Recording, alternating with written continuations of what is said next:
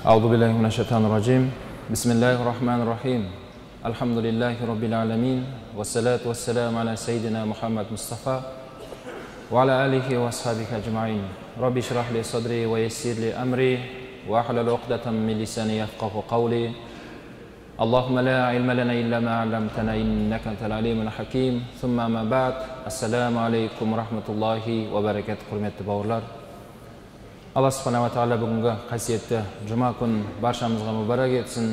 Алла Субхана ва Тағала өткен жұма мен осы жұманың арасындағы істеген қате күнәларымыз болса кешіріп, істеген ізгі амалдарымыз болса еселеп сауабымызды беріп нәсіп етсін иншалла.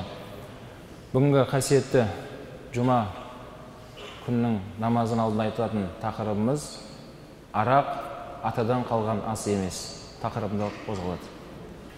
Құрметті бауырлар, Алла Субхана ва Тағала біздерді адамзат қып жаратты. Өткен Фатиха сүресінде Алхамдулиллахи Раббил Аламин деп бірінші аят осылай басталады.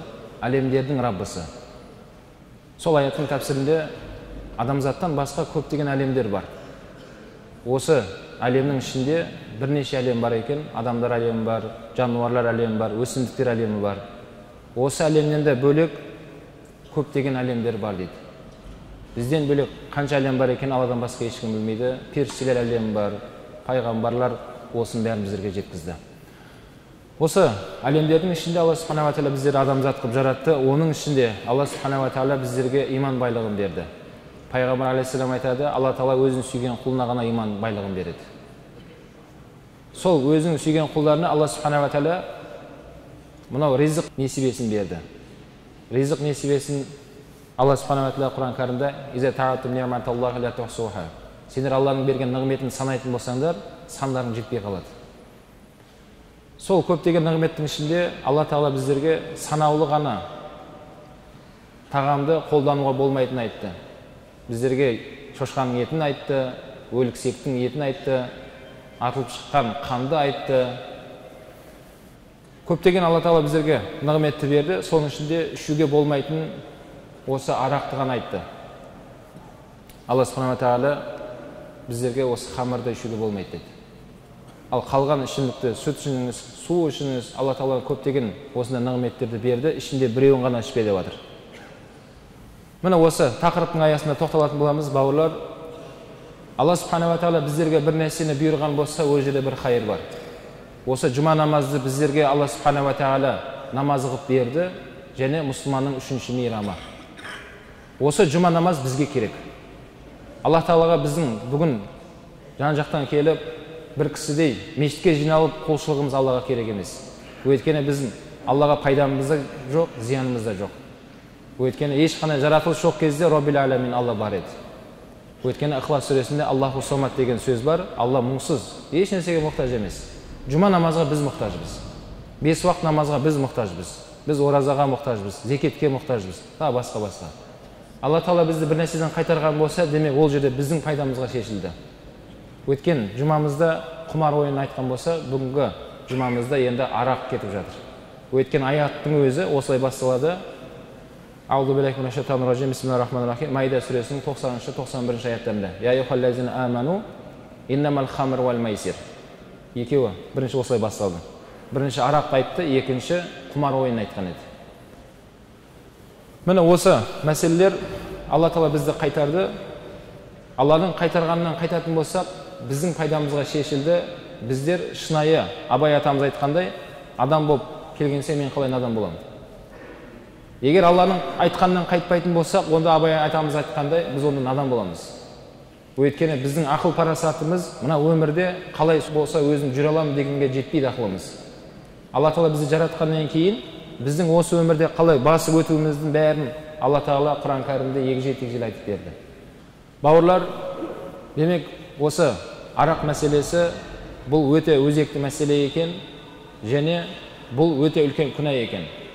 Пайғамбар алейхиссалам хадисіне келгендей, үлкен күнәларға осы арақты айтты. Үлкен күнәларға Аллаға серік қосқаннан кейін екінші орында арақ тұрады.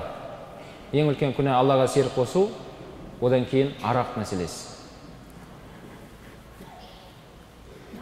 Біздер текті халықпыз. Біздің ата-бабаларымыз осындай маскүнемдік мәселелерді ішу былай тұрсын, тарихта келеді, біздің аталарымыз аузын араққа шайған емес. Ішпеген және ішу былай тұрсын ауыздарын шайған емес дейді. Мынау Бауыржан Момышұлы ағамыздың бір жақсы сөзі бар. Адамды құртатын үш нәрсе дейді. Арақ, ақша, атақ құмар дейді. Мансап құмар. Міне осыны біздің аталарымыз бір-біріне жеткізіп, осы өмірде Алланың хақ дінімен, абыроймен, жарық жүзбен ол марқұмдар өмірден өтіп кетті. Біздер сол кісілердің ұрпақтары боламыз. Енді біздерге де сол нәрсені кейінгі ұрпаққа жеткізу үшін, міне бүгін біздер Алланың жақсы көретін мешітінде отырмыз, ең бақытты адамдар осы жерге келіп отыр. Біздер қоғаммен бірге өмір сүргеннен кейін, осы жұмадан шыққаннан кейін халыққа жеткізетін сіздер мен біздер боламыз. Бұл жай нәрсе емес екен. Осы Майда сүресінде Алла айтады: "Я аyyuhallazina amanu innamal khamr wal maisir wal ansab wal azlam rijsun min amali shaytan fajtanibuhu la'allakum tuflihun." Иман келтіргендер, біздерге айтып жатыр. Аллаға шүкір, біз иманға келген мұсылманбыз. Енді иманға келгеннен кейін, енді Алланың әмірі басталады.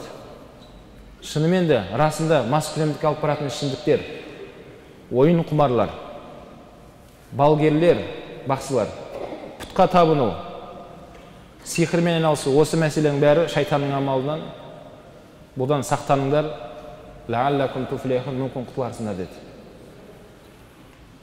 Аяттың жалғасында иннама юриду шайтана юқия байнакум ал-адауата вал-бағда фил хамри вал-майсир. Расында шайтанның мақсаты сендердің араларыңа осы арақпен және ойын құмармен араларына дұшпандық салады ол дейді. Осы арақпен және ойын құмар арқылы сендердің араларыңа дұшпандық салғысы келеді. Ва ясуддук ман зикрилля ва nis-сола. Және Алланы еске алудан ол тосады. Және сендерді намаздан кемсітіп қояды деді. Фахал антум мутахун. Соны білсеңдер де тоқтамайсыңдар ма дейді Алла Тағала. Осы аятты естіген кезде Омар интахайна деп айтқан. Алла, біз тоқтадық. Сен бізде тоқта деп айтсаң, біз тоқтаймыз деп айтқан сахабалар. Бауырлар, біз де тоқтаймыз. Біздің ата-бабаларымыз да тоқтаған осы аятқа. Алла Тағаланың ескертпесіне бәріміз тоқтауға міндеттіміз. Қарайтын болсақ, Аллаға шүкір, елімізде қуаныш көп, тойға жақын халықпыз, той болсын, әр дастархандарымыз ашық болсын. Мамандардың айтуынша, бұл арақ құмарлық бірден басталып кетпейді екен. Ол біртін басталатын амал. Қалай басталады десеңіз, мына көңіл көтеруден басталады дейді. Мысалға алатын болсақ, бір адамның туылған күніне жиналады. Сол жерде оған тілек айтады, достары, жақсы сөздерін айтады. Содан кейін барып алып қой басталады. Құрметті бауырлар, шариғатта туылған күн тойлама деген жері жоқ. Тойлауға болады. Кейде өзіміздің намазхан жігіттердің өзі сұрап, соңынан таң қалып жатады. Туылған күн тойлауға болады мені. Болады. Бірақ шариғаттың шеңберінен шықпасаңыз болды. Бізде бір нәрсе қалыптасып кеткен, туылған күн деген нәрсе міндетті түрде ішімдікпен болу керек. Ол жерде біреудің әйелімен біреу билеу керек, сондай қалыптасып кеткен. Ол болмайды. Шариғаттың шеңберінен шықпау керек, дастархан ақ жайылсын, ол жерде тілек айтылсын, дұға ол. Осы күнге жеткізген Аллаға шүкір, бүгінгі жеткен кісілер бар, жетпеген кісілер бар. Енді қалған өмірімізді Алла қайырлы етсін, берекелі етсін деп тілек айтуға болады. Сол тілектер қабыл болады, егер ол жердегі шариғаттың талабына сай отырыс болса. Пайғамбар алейхиссалам айтады, отырыстың ең жақсысы Алланы еске алған отырыс. Бірақ алып қой деген мәселе басталған кезде ол жерден періштелер қашып кетеді, шайтандар ол жерге келеді және дұға көтерілмейді дейді. Сол бауырымызға болашақта керісінше болып кетуі мүмкін дейді, мамандар айтады. Өйткені Пайғамбар алейхиссаламның хадисі бар, ішімдік болған жерге ішу былай тұрсын, жақындамаңдар деген. Ондай жерге періштелер лағнет айтып тұрады екен. Періштелер, Алланың лағнеті болсын сендерге. Сендер Құрандағы аятқа, ескертпе аятқа тоқтамастан неге ішіп жатсыңдар деп періштелер лағнет айтады дейді. Ол жердегі дұғалар көтерілмейді, бәлкім керісінше осындай амал өтіп кетуі мүмкін қаупі бар. Бауырлар, туылған күн болсын, жақсы отырыстар әрине елімізде көп болсын, бірақ шариғаттың шеңберінен шықпау керек. Ақ дастархан, адал аспен, жақсы тілегімізбен әрине отыруға шариғат рұқсат етеді. Бірақ шариғат өзінің шеңбері бар. Одан қала берсе, той томалағымыз бар. Той томалақ. 2 жас үйленіп жатыр. Тойда байқайтын болсақ, көпшілік бір нәрсені қайталай береді. Бақытты болдыңдар, бақытты болдыңдар, әйтеуір бақытты болдыңдар. Бірақ ішінде ешқайсысы айтып жатқан жоқ сол жастарға. Бақытты болудың жолдарын ешкім айтпайды. Біз өмір сүріп көрген біздерміз. Бақытты болудың мынандай жолдары бар екен. Сен Алла Тағаланың кітабында айтқан сөздерге тоқта.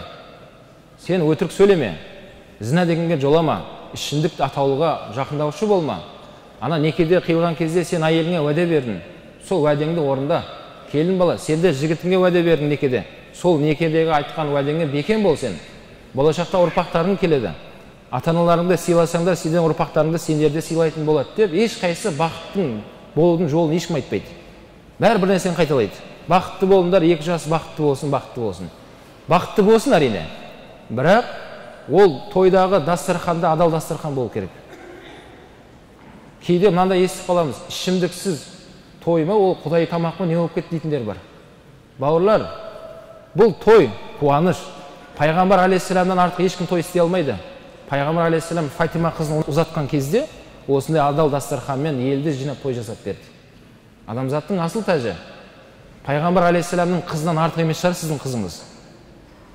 Бауырлар, демек сол тойда дұға тілектер қабыл болады иншалла, егер шариғаттың талаптарына сай келетін болса. Шариғаттың талаптары сол, ол жерде дастархан адал болу керек. Ол жердегі ішімдіктер адал ішімдіктер болу керек, сусындар болу керек. Бірақ мына жердегі хамыр деп атқан Алланың тыйым салынған ішімдіктер болмау керек. Егер ондай болатын болса, болашақта қазіргі қоғамда көп мамандардың айтуынша үйленіп жатқан кісілерден айырылысып жатқан жастардың саны көбейіп бара жатыр дейді. Әрине оның да бір себебі осы мәселе дейді. Тойда Алланың адал тойы өткен жоқ. Тойда ол жерде періштелер лағнет ететін той болды. Ол жердегі дастарханға жайылған нығметтердің бәрі сенің атына исрап болды. Сен жауап бересің соған. Өйткені дастарханда ішімдік тұратын болса, оның бәрі сондай жаман неге айналып кетеді екен. Ол жерде қамыр тұрмайтын болса, дастарханыңыз адал дастархан болып есептелінеді. Келген кісілерге шифа болады, пайдалы болады. Естіп те жүрміз, достарымыздың ата-аналарында естідік уақытысында. Бауырлар, мүмкін ішпейтін шығарсыз, ішпей-ақ қойыңыз. Бірақ дастархан жайып той жасаған кезде оған да сақ болайық, бауырлар. Сіздің тойыңызға келіп, бір адамдар қайтыс болып кеткен кісілер бар. Өйткені сіздің дастарханға қойған ішімдігіңізді ішті, сіздің көңіліңізді көтерейін деп, басқа деп, жолда кетіп баратып, біреуді қағып кетіп, қаншама кісілер қазір түрмеде отыр. Қаншама әйел адамдар жесір қалды соның артынан, балалар жетім қалды. Біреулер соның артынан көптеген қылмыс жасап қойды. Басында ақыретте жауап беретін кісілер бар. Өйткені ол кісі сол тойға келмегенде, мүмкін ішпегенінде, мүмкін ондай оқиға болмайтын еді, Құдай біледі. Сол үшін бауырлар, жаңадай қуанышты әрине жақсы, бірақ ол Алланың шариғатымен басталуы керек екен. Одан қала берсе, сол 2 жас кішкентайлы болады. Кішкентайлы болғаннан кейін, өзімде уақытында көрдім бір кісілерді, бірнеше қыз баладан кейін ұл бала дүниеге келді. 5 қыздан кейін 1 бала келді. Сол әйелі босанған роддомда дос жарандарымен 1 жеті тоқтамай сол жерде ішті сол балалар. 1 жеті үзілген жоқ арасы. Жәшік сол нелер тасып жатты. Ол кісінің айтуынша, міне нағыз жігіт дүниеге келді, енді ішу керек осы жерде, жуу керек. Бірақ сол кішкентай нәресте сол 1 жетіден кейін сол емханадан шықпай шетінеп кетті. Сол кезде үлкен кісілер ескертті оларға. Сендер Алланың берген нығметін осылай қарсы аласыңдар ма? Сендер Алладан сұрадыңдар, Алла маған салихалы ұрпақ бер. Алла берді саған. Шүкірлігіңді айтып күтіп алмайсың ба баланы? Шариғатта қалай айтасыз? Ақиқа деген нәрсе бар. Пайғамбар алейхиссалам айтады, ұл бала туылса 2 қошқар, қыз бала туылса 1 қошқарды сойып, ақиқа деп айтылады. Елді жинап, үлкен ақсақалдардан бата алып, баланың өмірін сұрау. Алла рахмет, шүкір, осын өміріммен бер, салихалы болсын. Елдің елеусі, халықтың қалаулысы болсын деп дұға алмайсыз ба? Өткен Алла Тағала Құран кәрімде, "Ләу шакартум лазиданнакум", мен берген нығметке шүкірлік қылатын болсаңдар, мен нығметімді арттыра берем дейді.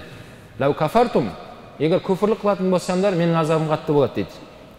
Бауырлар, демек ішімдікке салыну деген нәрсе осылай басталады екен. қуаныштан басталады, ақырын ол не істейді, ол жалғаса береді екен. Қараса бір күн көшеде домалап жатқан маскүнемге айналып кетеді. Қазір көп халық арасында естіп жатыр, жаңа жыл келе жатыр дейді. Жаңа жыл мәселесі. Бауырлар, бұл жаңа жыл мұсылмандардың мейрамы емес. Бұл христиандардың мейрамы. Бірақ біздің елімізде ол мемлекеттік деңгейде тойланғаннан кейін біз оған қарсы шығуға ешқандай құқығымыз жоқ. Бұл басқа дін өкілдерінің мейрамы болса да, біз олардың шырқын бұзбаймыз. Өйткені олар біздің мейрамымызда бізге шырқымызды бұзған жоқ. Біздің ораза айт мейрамымызда, құрбан айт бұл мұсылмандардың мейрамы. Міне осы кеше Мұхаррам айында мұсылманның жаңа жылы кеше болды бізде. Жақында Мұхаррамда 1438 жылға біз қадам бастық. Келесі жыл Мұхаррам айға шейін ел, халық бәріміз аман болайық иншалла. Осы жаңа жылдың өзінде бала кезімізде көршілердің үйлерінде өзіміз көріп өстік. Бала кезінде есімде.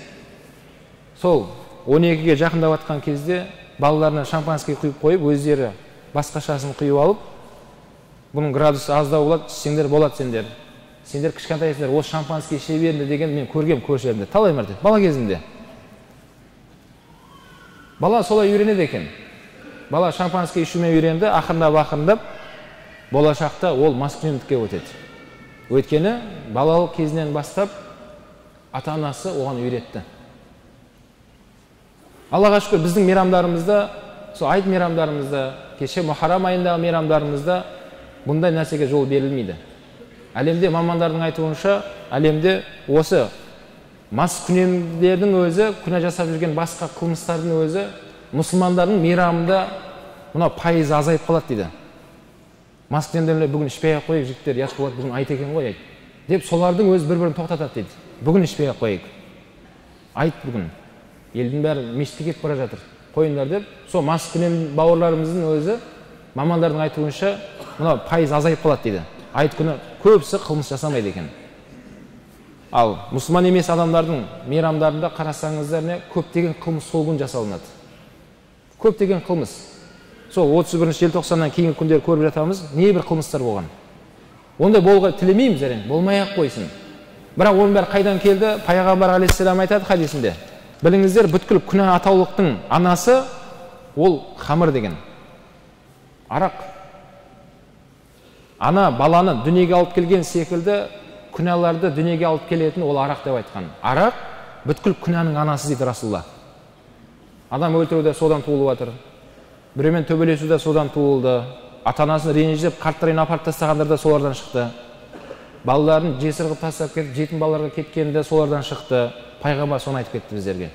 Бауырлар, демек, мынау мейрам деген жақсы нәрсе. Мейрам болсын, көп болсын. Қандай ұлттың, қандай діннің мейрамы болсын мейрам. Бірақ шариғаттың шеңберінен шықпау керек. Өйткені Алла субхана ва тағала біздерді адам қылып жаратқаннан кейін, біз осы өмірде қалай жүріп тұруымыздың баршасын Алла субхана ва тағала оны бізге қайға таңба басқандай ақыретке шейін амал жасалайтын Құран кәрімде ашық айтылған. Біздің ата-бабаларымыз мұсылман болды. Біз де соның ұрпағымыз. Біздің ата-бабаларымыз аузына арақ ішу былай тұрсын, аузын шайған емес. Абу Бакр Сиддиқтан исламды қабылдағаннан кейін кісілер сұраған кезде Абу Бакр айтқан: "Мен исламға дейін де арақты аузыма алған емеспін" деген. Жахилиет кезінде де Абу Бакр радхияллаху жауабы: "Мен ішкен емеспін" дейді. Одан сұрайды: "Сен неге ішпедің? Ол кезде әлі ислам деген дін жоқ. Пайғамбар айтқан жоқ ол нәрсені әлі. Қалай ішпеуіңе не себеп болды?" деп сұраған кезде Абу Бакр айтады: "Маған ақыл берген Алла тағала" дейді. "Осы ақылымды мен жоғалтқым келмейді" дейді. Өйткені ішкен кісілерді мен көрдім, олар ақылынан адасып жатады дейді. Ақылынан адасып, өзінің абыройынан түсіп жатады дейді. Мен олар секілді болғым келмейді. Ақылымды орында сақтағым келеді деп жауап берген. Міне осындай мақсатта біздің ата-бабаларымызда осындай мәселелерден аулақ еткен. Ішімдік деген атаулықты біздің елімізде болған емес. Елімізде. Мына уақытысында сол соғыс замандарында бір мемлекет екінші мемлекетке бару үшін ол мемлекеттерде осы екі нәрсені дамытады екен. Ішімдік пен ойын құмарлық. Бір ғалымдар оған зінаны да қосқан. Үшінші дейді. Осы үш нәрсе дамыған жерде ол мемлекетті жай ала салады екен. Өйткені ол жердегі намысты жігіттердің бойына намыс кетіп қалады. Арақ ішкен жігіттің бойына намыс болмайды. Жігер, мейірімділік, жан ашу, еңбек қылу деген нәрсенің бәрінен жұрдай болып, жаман сипатқа еніп кетеді. Бауырлар, демек, арақ ішу бұл өте қауіпті. Біздің болашағымызға қауіпті. Өйткені елбасымызға Алла қуат берсін, біздің алдымызға жолымызды анықтап берді, біз мәңгі ел боламыз. Мәңгі ел болу үшін біздің ұрпақтарымызда таза болу керек. Мамандардың айтуынша, арақ ішкен адам дейді 10 минуттан кейін оның бойында арақтың белгілерінің бәрі көрініп тұрады дейді. 10 минуттан кейін. Арақ ішкеннен кейін сол қанмен жүретін нәрсе екен. Егер сол мезетте әйелімен қосып одан дүниеге бала келетін болса, баланың бойында да сол спирттің көріп тұрмыз дейді. Мамандардың айтуынша. Ол ұрпаққа жалғасады екен. Маскүнемдік деген осындай мәселе. Соның ішінде қарап отырса, мамандар өте қорқынышты, үрейлі осындай сөздер айтқан. Маскүнеммен дүниеге келген балалардың көпшілігінің ішіндегі денсаулықтан айырылған балалар. Тілдері кекеш, біреулері мүгедек, біреулердің мынау денесіндегі даму, жыныстық мүшелері өте әлсіз дамыған. Көптеген осындай пайызды дәрігерлердің айтуынша осындай үрейлі хабарларды жеткізеді. Бауырлар, біздің болашағымыз жастар деп бәріміз білеміз, айтып жүреміз. Жастарымыз, болашағымыз мәңгі болу үшін біздер қазірден бастап осы мәселені жеткізуіміз керек екен. Той томалақтарда ішкілік болмасын, ішілмесін, өрдегі дұғалар қабыл болсын, көтерілсін аспанға, періштелер көтеру үшін ішімдік болмау керек. Енді Абул-Лайс деген үлкен ғалым өткен, Алла рахметін алсын, ол кісінің айтады, арақ ішкен адамға мынандай 10 түрлі қасірет бәле келеді дейді. 10 түрлі бәледен құтыла алмай қалады дейді. Біріншісі, арақ ішкен адам, ол адам бір жынды болып қалған адамның сипатына өтіп кетеді. Сау адам емес, жынды адам секілді жүреді. Екінші сипаты, ол адамның ақылы төмендей бастайды, сөйтіп мал дүниесін шаша бастайды дейді. Ақылы төмендеген, өзінің еңбекпен тапқан малдардың бәрін жай жібере салады. Қолы ашық, мәрт адам секілді көрініп жүреді олар дейді. Бірақ ол мәрт емес ол. Өйткені оның ақылында кемшіліктер болып тұр. Хамыр деген сөз ақылды орап алып, не істеп жатқанын білмей қалатын мәселе. Үшіншісі, арақ ішкен адам, маскүнемдікке салынып жүрген адам өзінің ағайын туыстары мен дос жарандарымен бәрімен кесіліп қалады дейді. Ал бұл жайында Пайғамбар алейхиссалам айтады, ағайын туыспен кесілген адамдарға жәннаттың иісі харам болады деген. Кіру былай тұрсын. Кім өзінің бауырымен алыс берісті кесетін болса, мен араласпаймын сенімен деп. Онда Пайғамбар ескертті оған. Сен онымен тәубаңа келіп қосылмайды екенсің, туыстарыңмен саған жәннатқа кіру былай тұрсын, иісі харам болады деді. Бұл жайында Алла Тағала иннамар юриду шайтан айюқия байнакум адауата вал бағду фил хамри вал майсир. Майда сүресінің 91 аятында Алла Тағала айтады, расында шайтан сол ішімдік арқылы, ойын құмар арқылы туыстардың арасында дұшпандық салатын білмейсіңдер ме сендер дейді. Бауырлар бір-бірінің арасында дұшпандық салынады. Не арқылы? Ішімдік арқылы. Төртіншісі, арақ, маскүнемдік мәселесі адамды Алланы еске алудан, намаздан тыйып қояды. Маскүнем болып жүрген кісілер жұмаға келіп ол кісіге бұйырып атқан жоқ. Бұйырмайды да. Өйткені кейде мынандай сөз бар. Бір кісілер намазын тастап кетті деп айтып жатады. Ғұламалар айтады, намаз тастап деп айтпаңдар, намаз оны тастап кетті деп айтыңдар. Бір адам жұмаға келе алмай, келмеймін деп айтса, өйтіп айтпаңдар, жұма оны келтірмей қойды деп айтыңдар дейді. Өйткені жұма деген біздің қолымыздағы мәселе емес. Жұма бұл ұлы күн. Осыған Алла кімге нәсіп етті бүгін осы жерге келді. Келе алмағандардың жай сылтауы ол. Жұмаға мен бармаймын дейтін. Жоқ, сен қолыңда емес ол. Сен оған лайықты болмағаннан кейін сен жұмаға бара алмайсың. Намаз демек, намаздан Алланы зікір қылудан тосылып қалады дейді. Бесіншісі, бұл зінаға алып баратын мәселе дейді. Маскүнемдік зіна мәселесіне алып барады. Ішіп алған адам не істеп не қылған білмейді. Ал зіна шариғатта үлкен күнә. Одан туылған балаларда зінақор балалар. Болашақта не бір қылмысты жасайтын сол балалар болады. Өйткені зінадан туылған бала ол парасат болмайды. Ақыл, тоқтау, ол даналық, мынау елді ойлау, жерді ойлау, дінді оларда болмайды. Өйткені зінадан туылған бала. Оның ойын бәрі мүлдем басқа жақта, сондай парасатсыз бала болады, Құдай сақтасын. Алтыншы, бүткіл күнә атаулықтың бәрі сол маскүнем адамға есігі бәрі ашық тұрады дейді. Өйткені Пайғамбар алейхиссалам бұл жайында хадисте айтады, Мынау ішімдік деген маскүнемдіктен сақ болыңыздар, ештеңе бұл. Өйткені бұл ішімдік деген бүткіл күнәнің есігі ол дейді. Сол есік саған беріледі ішетін болсаң. Сол кілтіңді алып алып бүткіл қылмысты жасап жүре бересің. Жетіншісі, мынау періштелерге зиян бересіңдер дейді. Екі иығымызда екі періште отыр. Бұлардың жұмысы біздің амалдарымызды жазып отыру. Маскүнем болған адамдардың періштелер қатты азапталып жүреді екен жандарында. Жүрмейін десе Алланың бұйрығы. Олардың жұмысы жазу керек. Ал жанында жүрейін десе, ол ішіп алған өте сондай жағымсыз иісімен періштелік азап береді дейді. Ертең ақыретте сол періште сенімен дауласады дейді. Мына адам өмір бойы маған зиян жеткізді. Білесіздер, біздің шариғатта мұсылман адам көршісіне, басқа өзге адамға зиян жеткізбеген адамды мұсылман деп айтады.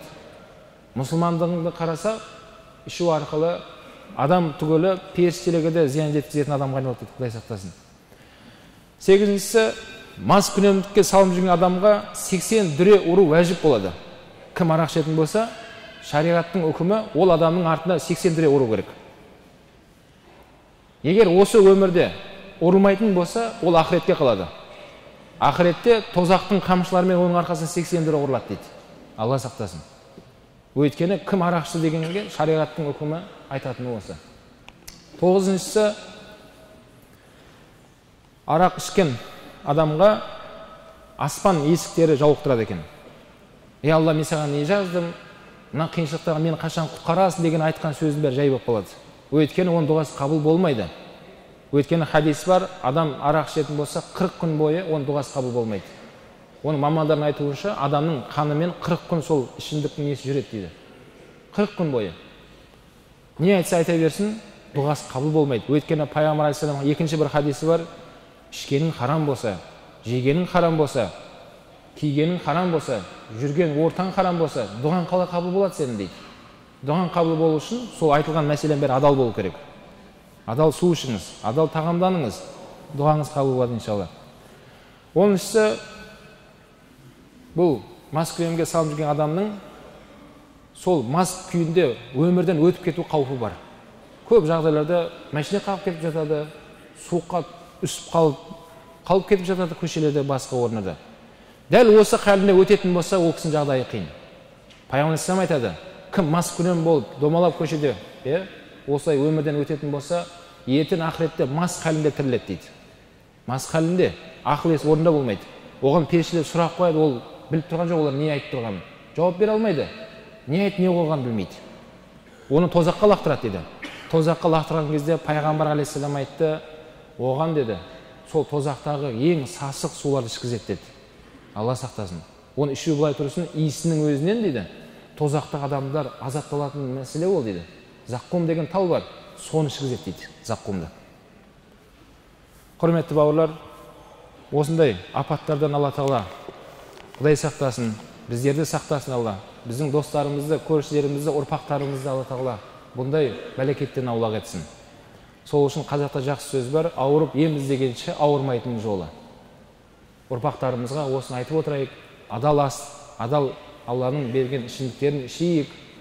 Сол кезде біз мәңгі ел боламыз. Мәңгі ел болу үшін осы мемлекеттің ұрпақтары да дені сау, парасатты, иманды, ұятты болу керек. Сол кезде барып біздің әлі алатын асатын асуымыз алдымызда көптеген, Аллаға шүкір, тәуба, міне тәуелсіздігіміз 25 жылдығы келе жатыр. Құдайға шүкір. Енді дәл осы секілді біздің ұрпақтарымызды жалғастырып алып кету керек иншалла. Осы біздің тәуелсіздігімізді. Еліміз тыныш, жұртымыз аман болсын. Алланың қайтарғаннан қайтатын, Алланың бұйырғанын орындайтын сондай салиқалы, Аллаға шынайы құл, пайғамбарға шынайы үмбет болуымыз баршамызға нәсіп етсін. Ва ахир дауана алхамдулиллахи раббил аламин.